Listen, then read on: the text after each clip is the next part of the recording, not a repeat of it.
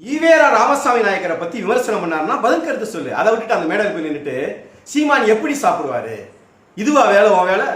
அவர் சாப்பாடு சாப்பிடணும்னா சாதாரண இடத்துல சாப்பிட மாட்டாராம். அவர் சாப்பிட்ற இடமே பயங்கரமா ஒரு லக்ஸரியா இருக்கணும், அப்பதான் சாப்பிடுவார். அதுவும் மாமிசம் இல்லாம சாப்பிட மாட்டாராம், சரக்கு இல்லாம சாப்பிட மாட்டாராம். ஏன்னா இவர் தானே ஊத்தி கொடுத்தாரு, இவர் தானே சுக்கா வாங்கி கொடுத்தாரு. எனக்கு தெரியுமே அவர் எப்படி சாப்பிடுவாருன்னு.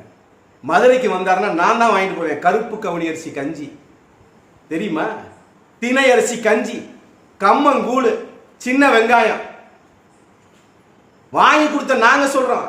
அது என்ன பயங்கரமான மேட்டுமையான இடத்துல உட்காந்து சாப்பிடுவாரு. எத்தனை புகைப்படங்கள் வந்துருச்சு தெரு ஓரங்களில் உட்காந்து சாப்பிட்டு. இப்ப கூட சமீபத்தில் மதுரையில இருந்து திருச்சி போகும்போது தெற்கு தெரு டோல்கேட்ல அந்த சுங்கசாவடி தாண்டின உடனே அந்த நடைமேடையில் உட்காந்து சாப்பிட்டாரு. இது ஒரு முறை இருமுறை அல்ல, எத்தனையோ முறை எங்கெங்கயோ உட்காந்து சாப்பிட்டு இருக்கோம். ஆனா இவர் எவ்வளவு பொய் பேசுறாங்க பாருங்க, அளவுக்கு அதிகமான பொய். அவர் எளிமையாவே இல்லை. இதை விட எப்படி எளிமையா இருக்க முடியும்? அப்ப உங்களுக்கு எளிமையா இருந்து சோழனா போய் போட்டுட்டு ரப்பர் செருப்பை போட்டுக்கிட்டு அரங்க கூட்டம் நடத்திட்டு போயிட்டா அது உங்களுக்கு போதும்.